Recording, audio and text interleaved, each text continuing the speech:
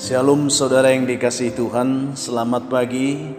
Senang dan bahagia rasanya karena masih bisa menyapa saudara di pagi yang indah ini. Doa dan harapan saya bahwa saudara semua yang mendengarkan renungan saat ini diberkati Tuhan dalam keadaan sehat dan penuh dengan sukacita. Saudara, sebelum kita memulai aktivitas kita di pagi ini, saya rindu kita terlebih dahulu berdoa. Marilah kita berdoa. Bapa di surga, terima kasih untuk kebaikan-Mu ya Tuhan yang sudah menyertai kami sepanjang malam. Kami bersyukur untuk kebaikan-Mu yang sudah menyapa kami di hari ini. Berkati dan pimpinlah kami Tuhan sepanjang hari ini, sehingga kami boleh berjalan dalam kemenangan Kristus. Dalam nama Tuhan Yesus kami berdoa. Amin. Saudaraku yang dikasihi Tuhan, senang rasanya karena masih bisa diberi Tuhan kesempatan ini berbagi inspirasi pagi ini untuk saudara. Firman Tuhan yang menjadi dasar renungan sekaligus penuntun kehidupan kita di sepanjang hari ini, saya mempersiapkan dari kitab Kolose pasal 3 ayat yang pertama sampai ayat yang ke-11. Saya minta saudara menyiapkan Alkitab saudara, Kolose 3 ayat 1 sampai 11. Namun saya akan membacakan dari ayat 1 sampai ayat 2 saja untuk menjadi dasar renungan kita pada pagi hari. Demikian bunyinya. Karena itu, kalau kamu dibangkitkan bersama dengan Kristus, carilah perkara yang di atas, di mana Kristus ada, duduk di sebelah kanan Allah. Pikirkanlah perkara yang di atas, bukan yang di bumi. Saudaraku yang dikasihi Tuhan Yesus, dari firman Tuhan yang kita sudah baca ini, kita akan mengambil sebuah topik yang akan kita renungkan. Pusatkanlah perhatianmu. Saudaraku yang dikasihi Tuhan, seorang pilot misionaris yang bernama Bernie May menulis demikian saudara. Pelajaran tersulit yang diajarkan kepada para pilot baru mengenai pendaratan di landasan pendek yang berbahaya adalah menjaga pandangan mereka supaya terus tertuju kepada bagian landasan yang baik dan bukannya memperhatikan bagian yang rusak. Ini poin penting yang kita perlu pahami dalam renungan kita pada saat ini. Menjaga pandangan supaya terus tertuju kepada bagian landasan yang baik dan bukan memperhatikan bagian yang rusak. Saudaraku yang dikasihi Tuhan, memang terlalu gampang kita melihat kehidupan ini hanya dari sisi buruknya saja. Semua kita, kalau ada hal yang baik, lalu ada hal yang buruk, kita akan lebih cenderung dan lebih cepat untuk melihat hal yang buruk daripada hal yang baik. Oleh karena itulah, ini menjadi kecenderungan alamiah kita untuk memperhatikan hal yang berbahaya, hal halangan, serta hal-hal yang mau dihindari. Itu yang sudah menjadi bagian kodrat alamiah kita. Pokoknya segala sesuatu yang menjadi halangan, hal-hal yang berbahaya, perlu dihindari dan seterusnya. Sementara saudara, kita perlu pahami bahwa di dalam kehidupan yang kita jalani ini, tidaklah hal-hal seperti itu saja yang perlu kita perhatikan. Dalam situasi seburuk apapun keadaan yang kita hadapi, kita masih tetap bisa melihat dan berharap di sana ada hal yang baik yang perlu kita perhatikan. Yang perlu kita harus fokus melihatnya supaya kita bisa kuat dan bisa mendarat dengan baik di landasan yang ditentukan dalam kehidupan kita. Tetapi karena kecenderungan alami yang sudah terbangun dalam diri kita tadi, kalau situasi sudah sulit, kalau keadaan sudah sulit, kita sering mengambil sebuah kesimpulan bahwa sudah tidak ada lagi yang bisa kita harapkan di sana. Mari saudara, lewat renungan kita pada saat ini, kita perlu belajar dari pengalaman pilot ini, di mana pengalaman mereka mengajarkan bahwa pilot yang memperhatikan hal-hal yang berbahaya, dia akan cepat atau lambat akan menuju kepada pusat kehancuran. Itu yang dikatakan saudara. Sehingga kalau ada seorang pilot yang selalu memberi dirinya kepada hal-hal yang berbahaya, cepat atau lambat dia akan hancur dalam karir pilotnya. Itu yang dikatakan. Pelajaran ini membuktikan atau membuat kita berpikir mengenai prinsip-prinsip rohani di dalam Alkitab, saudara. Daripada memusatkan perhatian kita kepada pergumulan dan masalah sulit yang sedang kita hadapi, mari saudara, kita perlu belajar untuk memusatkan perhatian kita kepada perbuatan-perbuatan Kristus yang besar, kepada perbuatan-perbuatan Allah yang masih tetap bisa kita harapkan dalam kehidupan ini. Ini yang perlu menjadi motivasi bagi kita dalam menjalani kehidupan yang mungkin selalu ada kesulitan. Tetapi ingat, di setiap kesulitan itu masih ada kehendak Tuhan yang perlu kita perhatikan, masih ada rencana Tuhan yang perlu kita tangkap, dan itu menjadi fokus kita. Selama kita masih belum bisa fokus kepada rencana kebaikan Tuhan yang baik di situasi kehidupan kita yang kurang baik itu, maka kita tidak akan bisa memenangkan situasi itu. Itu yang kita dapatkan, saudara. Paulus memberitahu dalam bacaan kita ini kepada umat Kristen yang ada di Kolose, saudara, dikatakan di situ, pikirkanlah perkara yang di atas, bukan yang di bumi. Kita diajar untuk lebih fokus kepada sesuatu yang terpenting dari hal-hal yang sekedar penting dalam hidup ini, saudara.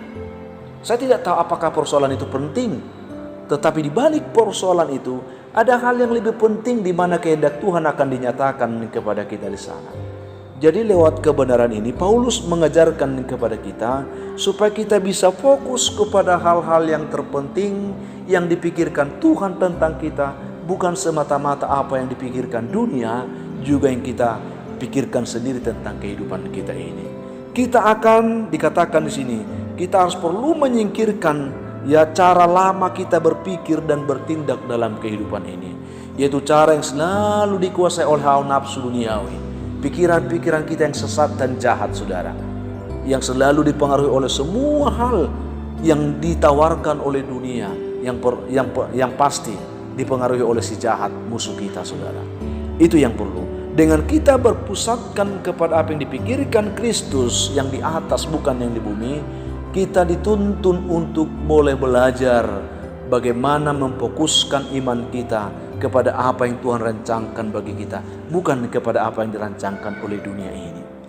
Di situ kita akan bisa kuat dan bisa menggapai keberhasilan ini, saudara. Bernie tadi juga membuat kesimpulan dengan mengatakan bahwa pilot yang berpengalaman selalu memusatkan perhatiannya secara penuh pada jalur pendaratan yang mereka inginkan, sedangkan bahaya atau risiko yang ada tidak terlalu banyak mendapatkan perhatian mereka dalam pendaratan itu. Mereka hanya tahu satu fokus, satu titik fokus, bahwa itu hal yang baik, di mana mereka akan pasti mendarat. Yang diinginkan pasti mendaratkan pesawat itu, bukan kepada hal kiri kanan yang berbahaya. Kalau hal yang berbahaya itu selalu ada, kalau kita tidak fokus, yang berbahaya itu akan menarik kita di dalamnya, saudara, sehingga kita akan terjerumus dalam kebahayaan itu. Itu yang diajarkan oleh Barney ini, saudara. Ketika Kristus dan kehendaknya menjadi pusat kehidupan kita, maka daya tarik kehidupan lama tidak menjadi pusat perhatian kita lagi, karena tujuan kita adalah mendarat tepat di pusat kehendak Allah. Yang pasti kehendak Allah adalah kehendak kebaikan.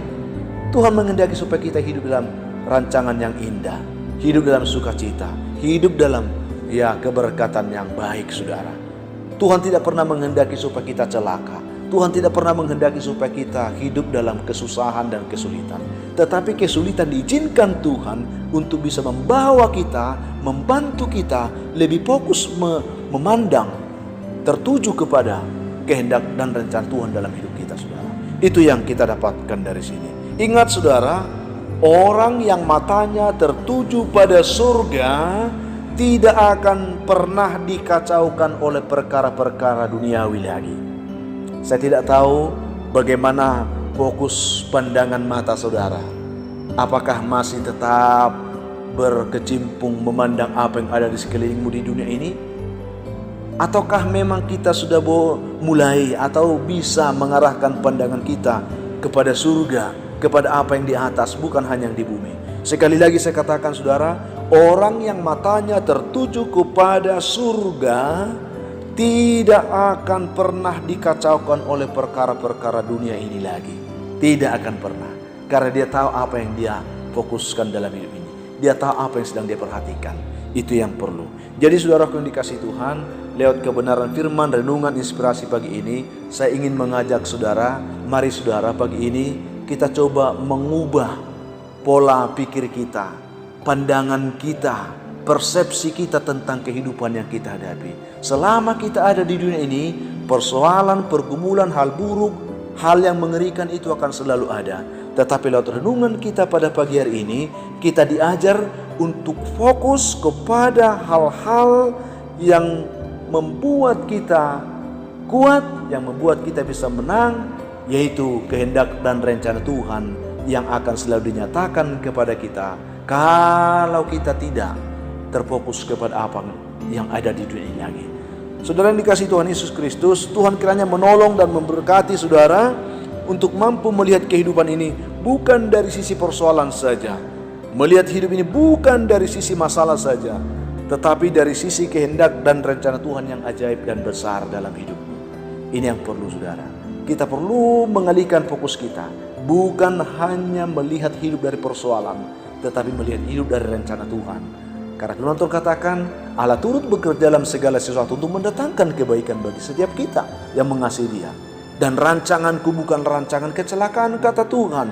Bahkan dikatakan setingginya langit, seperti tinggi langit dari bumi, demikian tingginya rancanganmu dan rancanganku.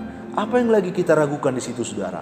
Mari kita hanya perlu mengubah fokus supaya kita bisa melihat rancangan dan kehendak Allah itu dinyatakan di dalam kehidupan kita. Sehingga marilah tetap fokus melihat Tuhan sekalipun kita ada di dalam dunia yang sedang tergoncang.